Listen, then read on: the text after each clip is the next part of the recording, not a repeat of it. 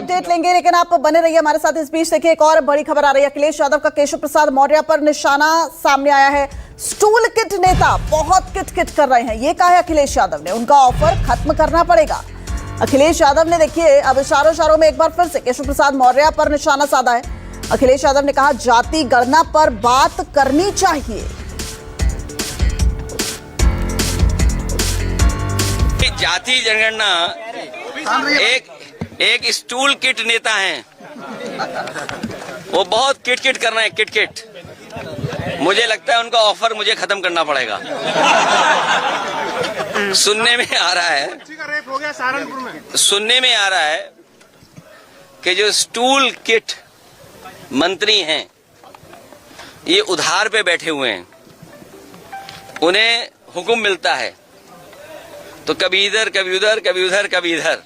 कम से कम इन्हें caste census की बात करनी चाहिए, जाति जनगणना की बात करनी चाहिए, और जो आरक्षण खत्म हो रहा है उसके बारे में बात करना चाहिए।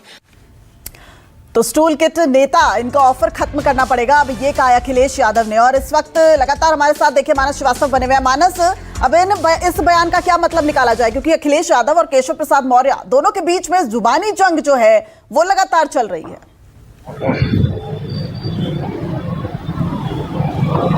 देखिए, इसको पिछड़ों की सियासत से जोड़ के समझा जाना चाहिए। दरअसल भारतीय जनता पार्टी की तरफ से पिछड़ों के सबसे बड़े नेता डिप्टी सीएम केशव प्रसाद मौर्य हैं, और इसमें भी शक नहीं कि समाजवादी पार्टी भी पिछड़ी जात के नेताओं की, पिछड़ी जात के लोगों की सियासत करती है।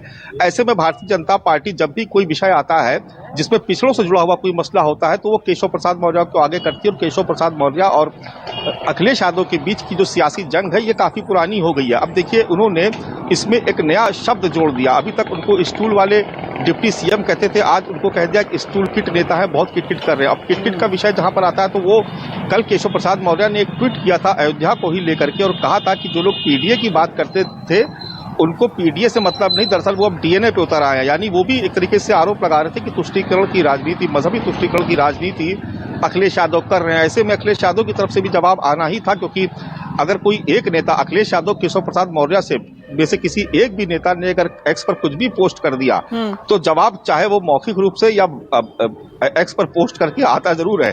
तो इसमें कोई हैरत नहीं है, अभी थोड़ी देर में केशव प्रसाद मौर्य का भी ट्वीट आता ही होगा, निश्चित तौर पर वो इसका जवाब देंगे। लेकिन उन्होंने ये कहा कि मॉनसून ऑफर खत्म कर दिया, तो एक तरीके से फिर से जाति जनगणना की बात उठा करके वो बीजेपी को घेरने की कोशिश कर रहे हैं। ये पूरी जो लड़ाई है, जो पूरी जो जुबानी जंग है, दरअसल ये पिछड़े वोट बैंक की सियासत को लेकर के है। ये साबित दोनों तरफ से, दोनों खेमों की तरफ से किया जा रहा है कि पिछड़ों का सबसे बड़ा रहनुमा कौन है और नेता कौन है। अखिलेश यादव कहते हैं कि सब पिछड़ों के सबसे बड़े नेता, सबसे बड़े रहनुमा वो हैं, लेकिन भारतीय जनता पार्टी का ये दावा है कि पिछड़ी जाति के लोग बीते 10 सालों में जिस तरीके से बीजेपी के साथ जुड़े, उसमें तमाम पिछड़े नेताओं को वो गिनाते, चाहे स्वतंत्र देव सिंह हो, चाहे केशव प्रसाद मौर्य हो। ऐसे बहुत लंबी फेहरिस्त है जिसको बार बार भारतीय जनता पार्टी कोट करती है कि उनकी सरकार में पिछड़े नेताओं को जितना सरकार से लेकर संगठन तक में भागीदारी मिली, इतनी किसी दूसरे सियासी दल में देखने को नहीं मिली। तो दरअसल ये सारी लड़ाई जो है ये पिछड़े वर्ग की राजनीति को लेकर की है। दिव्या, ठीक है, बहुत बहुत शुक्रिया मानस से पूरी अपडेट के लिए। और बिल्कुल देखिए किस तरीके से रविवार को भी अखिलेश यादव ने एक्स पर लिखा था और कहा था ये कृपा पात्र मंत्री है और सब कुछ सहने को मजबूर नजर आते हैं। चलिए बढ़ते अगली खबर का रुख कर लेते हैं। कोचिंग सेंटरों में हादसों पर